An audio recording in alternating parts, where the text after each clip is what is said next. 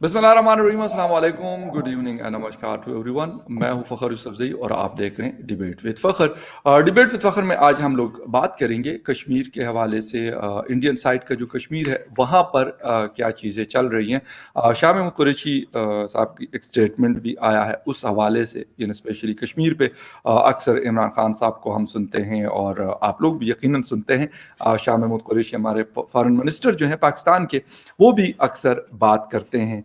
क्या हो रहा है वहां पर और इस वक्त की क्या करंट सिचुएशन क्या है, क्योंकि यहाँ पे ये लोग जो बता रहे होते हैं वो कुछ और होता है, लेकिन जब हमारी वहां पे बात होती है ऑन ग्राउंड, जो लोग वहां पे रह रहे हैं, तो स्पेशली जर्नलिस्ट हैं या दूसरे एक्टिविस्ट हैं, तो वो कुछ और बताते हैं। आज भी कुछ इस तरह की चीज़ें थी और मैंने कोशिश की कि इसके ऊपर यकीनन वहाँ से जो लोकल्स हैं वहाँ के, उनसे बात की जाए। और बहुत दिनों के बाद मुझे ज्वाइन कर रहे हैं बड़े अच्छे दोस्त अमित रायना साहब, कश्मीरी एक्टिविस्ट है, आप लोग सब जानते हैं उनको, अमित रायना साहब को। Thank you very much Amit sir for joining the show. Thank you sir, thank you for inviting me. Amit Raina साहब, एक तो सबसे पहले ये बात करूंगा कि शाह महमूद कुरैशी साहब के बयानात मतलब किसी से ढके छुपे नहीं है। आप लोग भी वहां बैठ के देखते हैं, हम भी पाकिस्तान में इस्लामाबाद में रह के देखते हैं, एज ए जर्नलिस्ट अक्सर कवर भी करते हैं। क्या है कि कुछ दिनों के बाद इमरान खान साहब का बयान आता है, फिर उसके एक हफ्ते का गैप आता है और उसके बाद कुरैशी साहब या फिर शेख रशीद साहब, इस तरह की चीजें क्या चल क्या रहा है एक्चुअली इस वक्त ऑन ग्राउंड। जो ये लोग इन्होंने मतलब जो वर्ड इस्तेमाल किया कि जी मुस्लिम आबादी की नस्ल कुशी की जा रही है, क्या है एक्चुअल सिचुएशन? क्योंकि आप वहां रहते हैं और हर किसी से मिलते हैं एज एक्टिविस्ट, और बहुत अरसे से हम आपको देखते भी हैं। क्या सिचुएशन है क्या, और शाह महमूद कुरैशी जो बोल रहे हैं वो क्या? देखिए, अगर नस्ल कुशी जम्मू कश्मीर में किसी की हुई तो वो एक समुदाय की वे पाकिस्तान स्पॉन्सर टेररिज्म के पीछे कश्मीरी पंडितों की। उसके अलावा किसी और की नस्ल कुशी नहीं हुई है। पॉलिटिकल अपफील जरूर है जम्मू कश्मीर इस समय, क्योंकि एक तबका बिल्कुल चाहता है कि जो पॉलिटिकल प्रोसेस है, जो डेमोक्रेटिक प्रोसेस है, जो इलेक्शन प्रोसेस है, वो जल्दी से जल्दी बहाल किया जाए। केंद्र के सेंटर के अपने आइडियाज हैं, वो चाहते हैं डिलिमिटेशन एक्सरसाइज हो। डिलिमिटेशन एक्सरसाइज को लेकर अभी काफी कुछ हंगामा हुआ है, क्योंकि जम्मू रीजन को कुछ ज्यादा सीटें मिली हैं, कश्मीर को कम मिली हैं। तो वो पॉलिटिकल अपहेल जरूर है, बट अगर हम एट्रोसिटीज की बात करें तो मुझे नहीं लगता कि एट्रोसिटीज हो रही हैं। देखिए, अब जो डिस्टर्ब एरिया है वहां पे there will be always counter acquisition and acquisitions, और वो हर डिस्टर्ब एरिया में रहेगा। कश्मीर भी एक डिस्टर्ब एरिया है अनफॉर्चुनेटली, और उसमें वो बयाना चलते रहते हैं। But overall I think Jammu and Kashmir is now moving towards more progress and peace. और हर किसी की चाह भी यही है कि शांति आए और हम प्रोग्रेस की ओर बढ़े। और वो जम्मू के लोग हों, चाहे लद्दाख के लोग हों, चाहे कश्मीर के लोग हों, मुझे लगता है हर व्यक्ति को दुनिया भर में शांति पसंद है और हर कोई शांति की ओर ही पहल करता अच्छा रायना साहब, एक इस वक्त कौन सा ऐसा एरिया है जहां पे आप समझते हैं कि ज्यादा इंसर्जेंसी है? आपकी जो फोर्सेस हैं वहां पर वो कहते हैं या फिर आपके इदारे कि ये इलाका जो है ये मतलब ज्यादा डेंजरस है, यहाँ पे ज्यादा हमें कोई रेजिस्टेंस मिल रही है? कौन से इलाके ऐसे हैं या मतलब तकरीबन सब में बस अक्का दुक्का वाकयात होते हैं, है। बाकी नहीं, नॉर्मल सिचुएशन? नहीं, देखिए, पूरे जेएनके में मैं कहूँगा 3 डिस्ट्रिक्ट हैं जहाँ पे इंसर्जेंसी या आप टेररिज्म कह लें ज़्यादा है। वो है आपके साउथ कश्मीर के 3 डिस्ट्रिक्ट, पुलवामा, शोपियन और कुलगाम। इसमें नंबर ऑफ इंसिडेंट्स ज़रूर ज़्यादा हो रहे हैं पिछले कुछ बरसों से, और वो 70% ऑफ टेरर अटैक्स वहीं से आते हैं। इसके अलावा श्रीनगर में हमने 2021 में नंबर ऑफ इंसिडेंट्स बढ़ते हुए देखे हैं। और लास्ट ईयर 121 आतंकवादियों का खात्मा किया गया है। अब टेरर लार्जली आपका साउथ कश्मीर में है।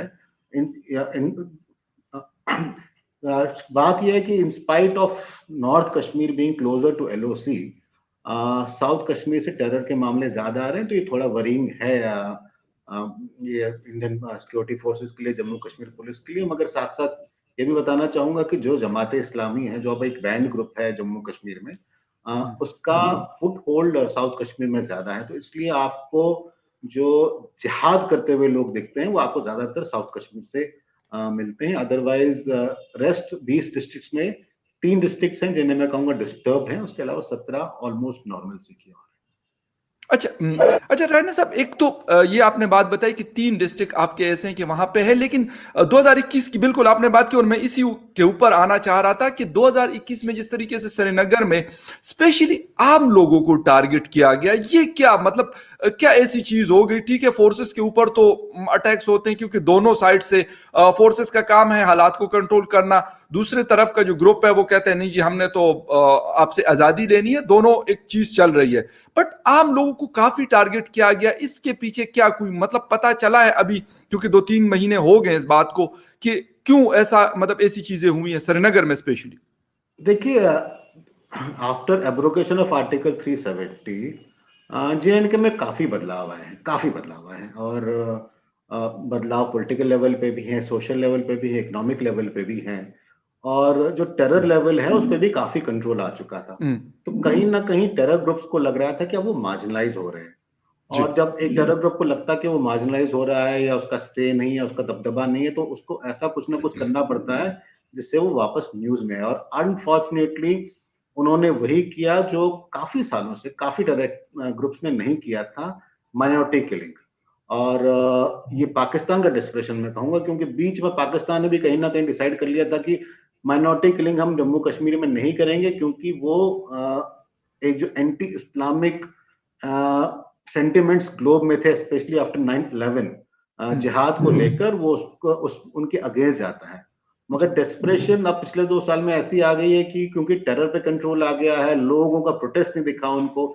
जो पहले आप पत्थरबाजी देखते थे, आगजनी के इंसिडेंट्स देखते थे, वो सब तकरीबन तकरीबन खत्म हो गए। तो एक डेस्परेट मेजर था टेरर ऑर्गेनाइजेशंस की ओर से कि वापस प्रोमिनेंस में आया जाए, और उसको लेकर उन्होंने माइनॉरिटी किलिंग करी। मगर मैं एक बात बताऊंगा आपको और, कि इस बार जो 1990 से जो फर्क दिखा, इस बार फर्क ये दिखा कि इस बार जो आम नागरिक है कश्मीर वादी वैली का, जो 90 में बाहर नहीं निकला था जब कश्मीरी पंडितों का दरअसल जो नरसंहार हो रहा था, जाति संहार हो रहा था, जेनोसाइड हो रहा था।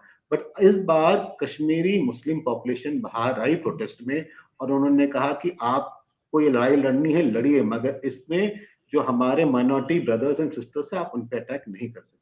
तो मुझे लगता है ये एक फर्क मुझे 90 और 2021 में जरूर दिखा। तो ये डेस्परेट मेजर मैं कहूंगा टेरर ऑर्गेनाइजेशंस का, क्योंकि उनको कहीं ना कहीं लग रहा था वो मार्जिनलाइज हो रहे हैं। Okay right. अच्छा रायना साहब, एक चीज़ और है, शेख अब्दुल्ला और उसके साथ साथ जो बाकी दूसरी पार्टीज़ हैं, उनके स्टेटमेंट्स आ रहे होते हैं। कोई मतलब शेख अब्दुल्ला साहब की अक्सर बयानात में देखता हूँ कि आपको पाकिस्तान के साथ बैठकर इस इशू पे, Farooq Abdullah. Sorry Farooq Abdullah, I am sorry, yes yes बिल्कुल सही। अच्छा, उनके बयानात आते हैं कि आपको पाकिस्तान के साथ बातचीत करनी है, मतलब अक्सर ये नवंबर में भी दिसंबर में भी उनकी ये स्टेटमेंट्स आई उनकी तरफ से, या फिर जो मुफ्ती साहिबा है उनकी तरफ से भी इस तरह की बातें आती हैं कि 370 को आप रिवर्स कर लें, ये कल क्या है मतलब वहां जो आम लोग हैं, जो आप नागरिक की बात कर रहे हैं, आम लोगों की बात कर रहे हैं, वो क्या समझते हैं कि ये अपने पॉलिटिकल एजेंडे को आगे बढ़ाना चाहते हैं, या आम लोग भी ये कहते हैं जो ये लोग बता रहे कि देखिए, इस देश में मैं अक्सर महबूबा या फारूक अब्दुल्ला की क्यों बात करूं, हैं जी? इस देश में काफी ऐसे लोग हैं जिनका एक मत है, कि एक राय है कि हमें पाकिस्तान से डायलॉग करना चाहिए। एक लार्जर स्ट्रीम ऑफ पॉपुलेशन आज है जो कहती है कि 70 साल से हम बात ही करते आ रहे हैं और बहुत धोखे मिले हमको, हमें बात नहीं करनी चाहिए। तो ये मत है आपस में, और इसको लेकर जम्मू कश्मीर के जो खासकर कश्मीर प्रोविंस की जो पॉलिटिकल पार्टीज, जैसे नेशनल कॉन्फ्रेंस, फारूक अब्दुल्ला साहब हो गए, या जी। महबूबा मुफ्ती हो गई पीडीपी से, वो उनकी मत है कि पाकिस्तान से कश्मीर को लेकर बात करनी चाहिए। भारत सरकार का मानना है कि जब तक आतंकवाद चलता रहेगा, जब तक आतंकी आते रहेंगे, और जब तक पाकिस्तान सपोर्ट करता रहेगा, ये बात नहीं होनी चाहिए। अब ये स्ट्रेटेजी इस सरकार ने डिफरेंट चूज करी है। 2014 से पहले जब कांग्रेस की सरकार थी, मनमोहन सिंह की सरकार थी, उनका मत था कि बात चलती रहनी चाहिए। इस सरकार का मत है कि बात तभी हो सकती है जब जब पाकिस्तान अपनी आतंकवादी गतिविधियां बंद करता है। तो यही मैं कहूंगा कि ये आपको यही विचार आपको जम्मू कश्मीर में मिक्स मिलेंगे। कश्मीर की पॉपुलेशन कहीं ना कहीं हक में होगी कि पाकिस्तान से बात करनी चाहिए, और जो जम्मू की पॉपुलेशन है वो हक में है कि पाकिस्तान से बात नहीं करनी चाहिए। भारत सरकार आज बड़ी क्लियर है कि जब तक आतंकवाद चलता रहेगा, पाकिस्तान स्पॉन्सर करता रहेगा, तब तक बात नहीं करनी चाहिए। दूसरी बात है कि आज लोगों को कहीं न कहीं लग गया है कि ये जो पॉलिटिकल पार्टीज़ हैं, ये सिर्फ अपने पॉलिटिकल फायदे के लिए, अपनी सियासी फायदे के लिए ये इश्यूज उठाते हैं, क्योंकि जब 370 एब्रोगेट हुआ तब पार्लियामेंट में नेशनल कॉन्फ्रेंस के 3 एमपी थे। फारूक अब्दुल्ला नहीं थे उस समय, बाकी 2 एमपी थे उस समय पार्लियामेंट में। उन्होंने उठकर इसका अपोज नहीं किया। पीडीपी के एमपी थे, उन्होंने उठकर अपोज नहीं किया। उस समय सबने शांति बना के रखी, और जब सब कुछ हो गया उसके बाद अब कहते हैं 370 वापस लाइए, क्योंकि सबको पता है आज 370 जो है वो सुप्रीम कोर्ट ऑफ इंडिया में है, सब जुडिस मैटर है। अब जब इस पे कोर्ट क्या टिप्पणी देता है, क्या जजमेंट देता है, अब वो कोर्ट पे ही है, wisdom of the supreme court है। But as of now it doesn't look possible कि 370 वापस आएगा, और जम्मू कश्मीर के लोगों ने भी ये मान लिया है कि अब जो 370 है वो वापस नहीं आने वाला है। तो एक गड़े मुर्दे को उखाड़ने की जगह अगर मेरी विनती, मेरी गुजारिश इन पॉलिटिकल पार्टी से ये रहेगी कि हमें केंद्र से बात करनी चाहिए डेवलपमेंट की, हमें केंद्र से बात करनी चाहिए अपने पॉलिटिकल राइट्स की, हमें केंद्र से बात करनी चाहिए कि स्टेटहुड कैसे रिस्टोर हो जम्मू कश्मीर में, और उसको लेकर आगे बात करें। अच्छा राना साहब, एक आपने बिल्कुल डेवलपमेंट की बात की, लेकिन 5 अगस्त 2019 को ये चीज़ ख़त्म हुई, फिर कर्फ्यू इम्पोज हुआ, सारी चीज़ें हुई। तकरीबन अब 3rd ईयर में हम लोग इंटर हो रहे हैं, ऑलमोस्ट इसको 3रा साल है। कौन सी ऐसी चीज हुई जो पहले नहीं हो रही थी, 370 या 35A से पहले नहीं हो रही थी? कश्मीर जो स्टेट हुआ करता था उस वक्त, अब एक यूनियन टेरिटरी है हिंदुस्तान की। क्या फर्क है ऐसा डेवलपमेंट के हवाले से आपसे पूछना? देखिए मैं आपको बताऊं, जी। सबसे पहला जो बेनिफिट है मुझे लगता है 370 का जो हुआ, वो हुआ कि जो जो डिप्राइव्ड सेक्शन था जम्मू कश्मीर में, जैसे वाल्मीकि समाज, जिसे शेड्यूल कास्ट कहा जाता है, या औरतें थी, या मकबूजा कश्मीर से, पाकिस्तान मकबूजा कश्मीर से जो आए हुए शरणार्थी थे, या वेस्ट पाकिस्तान के जो रिफ्यूजी थे जो पार्टीशन के बाद आए थे, जिन्हें 70 साल से कोई हक नहीं मिला, तो उन्हें वो हक मिला। उन्हें एक नागरिक होने का एक राइट मिला, उनको एक सिटीजन होके जो एक सिटीजन को बेनिफिट मिलता, वो सब पे उनका हक हुआ। ये एक पहला बेनिफिट था। दूसरा, 2 साल में मैं बिल्कुल कहूंगा कि डेवलपमेंट शायद उतनी नहीं हुई जितनी हम सब कश्मीरियों को उम्मीद थी, मगर उसमें बेनिफिट ऑफ डाउट भी गवर्नमेंट को देना चाहूंगा, क्योंकि 2 साल से कोविड की मार भी ऐसी रही है कि डेवलपमेंट कहीं ना कहीं इम्पैक्ट हुई है। मगर जो स्टेप्स गवर्नमेंट ने लिए हैं, इन्वेस्टमेंट 80,000 करोड़ का कमिट करना, रियल एस्टेट का जो अभी समिट हुआ उसको करना, बिजनेस समिट करना, तो स्टेप्स जो है, और पावर के पे फोकस करना, जो पावर है इंफ्रास्ट्रक्चर पे करना। आज आप जम्मू से श्रीनगर, जहां पहले 8 से 12 घंटे लगते थे, आज आप 4.5 घंटे में कर लेते हैं। वो एक इंफ्रास्ट्रक्चर पे फोकस करना, रेल लिंक पे काम करना, वर्ल्ड का सबसे ऊंचा ब्रिज बनाना, रेलवे ब्रिज बनाना। तो मुझे लगता है काफी कुछ काम हुआ है। हॉर्टिकल्चर को लेकर काफी कुछ काम हुआ है, एजुकेशन को लेकर काफी कुछ काम हुआ है। अभी देश के सबसे 2 बड़े अस्पताल चेन अपोलो और आई थिंक मेदांता ने जम्मू कश्मीर में एमओयू साइन किया है। एक स्टेट जो एक पूरे जिसमें एक इंस्टीट्यूशन था, शेर Kashmir institute of medical sciences, जो कि 1.5 करोड़ लोगों को कैटर करता था। आज अगर उसमें एक बड़े प्राइवेट इंस्टीट्यूशन जाते हैं, जिनसे इलाज करवाने के लिए कश्मीर से, जम्मू से लोग दिल्ली आते हैं, तो आज अगर वो अपना सेंटर, अपना अस्पताल जम्मू कश्मीर में बनाते हैं, तो एक प्रोग्रेसिव स्टेप है। ये 370 के होते हुए हो नहीं सकता था। तो आज अगर इन अस्पतालों ने ठाना है कि हम we will open medical centres, we will open hospitals in Jammu and Kashmir, it is because 370 got abrogated. अगर एजुकेशनल इंस्टीट्यूशंस जो हैं, यूनिवर्सिटीज हैं, या आईटी सेक्शंस हैं, उन्होंने अगर कहा है कि we will today invest in Jammu and Kashmir, create employment, create jobs, तो ये 370 के हटने का है नतीजा है। नहीं तो ये पॉसिबल ही नहीं था, क्योंकि 370 में आप ये सब कर नहीं सकते। राइट। रायना साहब, एक चीज़ और, जिस तरीके से अभी थोड़ी देर पहले हमारी बात हो रही थी कि अभी कुछ दिन पहले, 2 या 3 दिन पहले, एक इंडियन आर्मी ने एक शख्स मारा और उनके बारे में बताया गया कि वो पाकिस्तान से था, पता नहीं करेंसी और क्या क्या चीज़ें थी। क्या रियलिटीज है इन चीज़ों की? क्योंकि पाकिस्तान में भी ये ट्रेंड बहुत ज़्यादा है, स्पेशली हमारा खैबर पुख्तनख्वा जो अफगान बॉर्डर था वहाँ पे जब भी कभी इस तरह के वाक़यात हुए, इवन एपीएस अटैक तक कहा जाता था कि जी इंडियन फंडिंग है, इंडिया इसको ये कर रहा है ये कर रहा है। हालांकि अब अफगानिस्तान में हिंदुस्तान नहीं है, ना एनडीएस है वहां पर, ना कुछ और है, बल्कि ये कहा जाता है कि प्रो पाकिस्तान हुकूमत है। लेकिन अब भी ये सीटीडी की रिपोर्ट है कि 90% जो टेररिज्म हो रही है that is across the border from Afghanistan, वो चीज हो रही है, वो खत्म नहीं हुई। क्या देखते हैं कि मतलब कितनी सच्चाई है इस चीज के अंदर?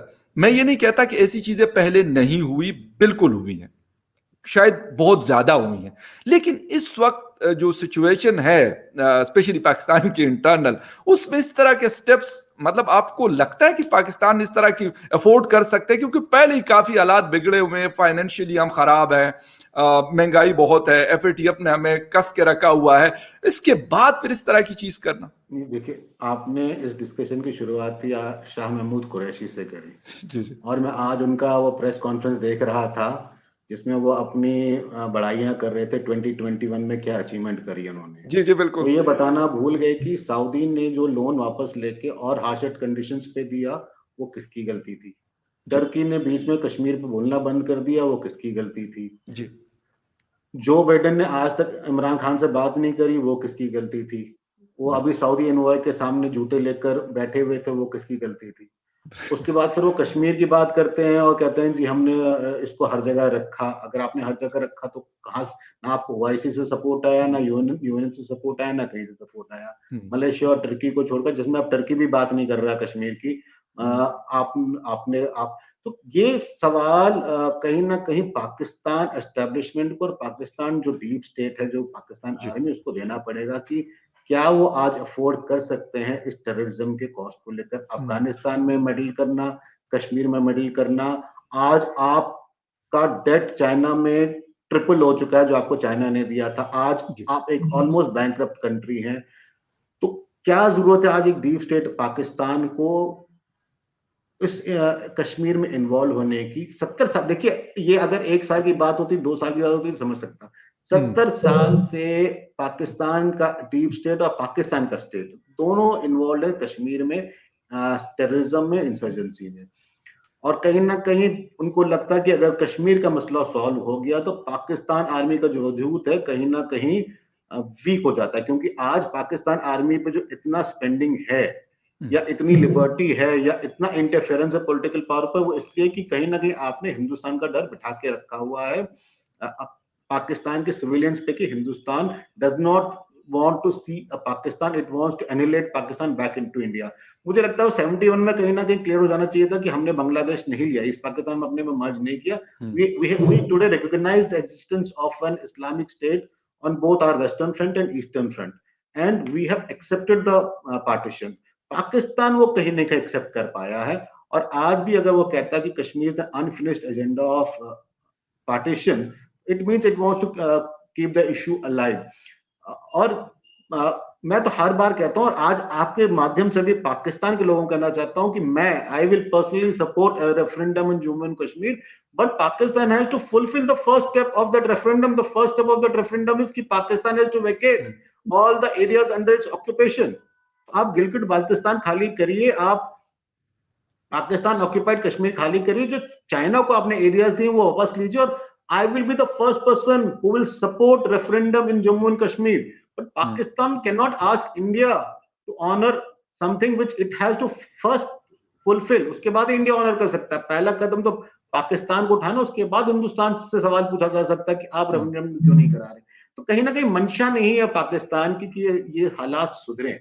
और ये बड़े डेंजरस सिचुएशन है कि to neighbors which you are today nuclear powers and always in confrontation, it is worrying.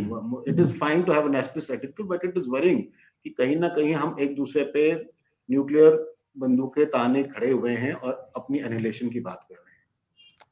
अच्छा नारायण साहब, एक आखिरी सवाल है आपसे, और वो ये है कि क्या आपको लगता है कि मतलब जिस तरीके से मैं, ये मेरा पर्सनल पॉइंट ऑफ व्यू है एज ए जर्नलिस्ट, जो मैंने पिछले 3 साल इस हुकूमत को देखा जो अभी हमारे मुल्क में चल रहा है, इमरान खान साहब और शाह महमूद कुरैशी साहब, कि इन्होंने आफ्टर 370 हमारे आम लोग भी बल्कि ये बात कर रहे हैं कि इन्होंने सेटलमेंट कर ली है, मतलब ये कहते हैं कि बस ठीक है, हम बातें तो करते रहेंगे लेकिन बस ठीक है, कोई नहीं, वो सिर्फ हमने क्योंकि दिखाना है, क्योंकि हमारा 70 साल की एक पॉलिसी आ रही है कश्मीर को लेकर, और हम इस पे मतलब शोर शराबा करते रहने के, लेकिन बाकी खामोशी, अंदर से कहेंगे बस ठीक है, जो हो गया बड़ा अच्छा हो गया।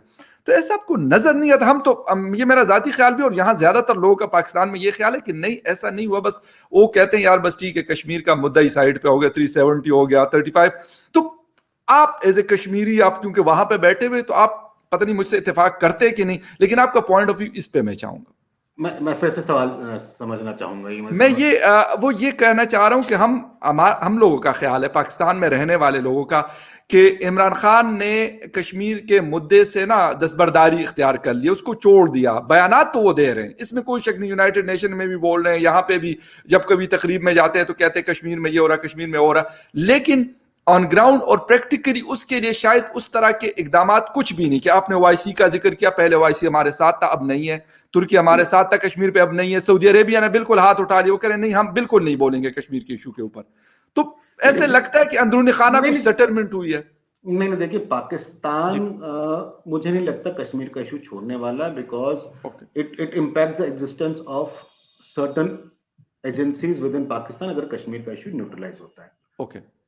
बट पाकिस्तान के साथ जो सबसे बड़ी समस्या विच दे डोंट रियलाइज कि ये जो देश हैं, चाहे वो इस्लामिक देश हो, ईसाई देश हो और अन्य देश हो, दे वर्क जी। On their own benefit, they work on economic angle. We are world six largest economy today, we are world's largest democracy. Hmm. Our GDP is much higher, our infrastructure is much higher, our relationships with countries are much higher. तो आज आज अगर आज Saudi Arabia इतना reform कर रहा है, जो मुझे लगता है पाकिस्तान उतना रिफॉर्म नहीं कर पा रहा है जितना आज मतलब यस, एग्री आप विद यू। कहेंगे कि छोटा रिफॉर्म है, बट आप उसको उस एंगल से देखिए कि एक सऊदी जो इतनी कंजर्वेटिव सोसाइटी मानी जाती है, आज वो अगर उनके लिए छोटा रिफॉर्म भी एक बड़ा कदम है रिफॉर्म का। आज एग्जैक्टली। सऊदी रिफॉर्म कर रहा है, मिडिल ईस्ट रिफॉर्म कर रहा है। आज आज सऊदी तैयार है इजराइल से बात करने को, आज मिडिल ईस्ट दुबई एमिरेट्स तैयार है इजराइल से बात करने को, क्योंकि हर किसी को अपनी डेवलपमेंट, अपना फायदा चाहिए। बिल्कुल। अनफॉर्चुनेटली पाकिस्तान में कुछ ऐसे इंटरेस्ट हैं जिनको अपने इंटरेस्ट के अलावा अपने देश के इंटरेस्ट नहीं दिखाई देते, और जिस दिन ये रियलाइज होगा पाकिस्तान को कि देश के इंटरेस्ट अगर बेटर होते तो मेरे भी इंटरेस्ट बेटर होंगे, मेरे इंटरेस्ट अगर बेटर होंगे तो देश के इंटरेस्ट बेटर नहीं होते, बट अगर देश के इंटरेस्ट बेटर होंगे तो मेरे भी इंटरेस्ट बेटर होंगे। तो अगर ये सोच आ जाती है पॉलिटिशियंस में, जम्मू, ये खासकर पाकिस्तान के, तो maybe things will change. As of now I don't think Pakistan has done it. Pakistan आज इंसर्जेंसी और इन्फिल्ट्रेशन इसलिए गिरी हुई है क्योंकि हमारी एलओसी पे पहरेदारी बढ़ गई है। नहीं तो अगर आप देखें, ड्रोन के अटैक्स रोज होते हैं। आज भी सांबा बॉर्डर पे एक इन्फिल्ट्रेटर मारा गया है बॉर्डर पे, और ये जो पाकिस्तान आर्मी के जो ये मलिक थे, उनको भी मारा गया है।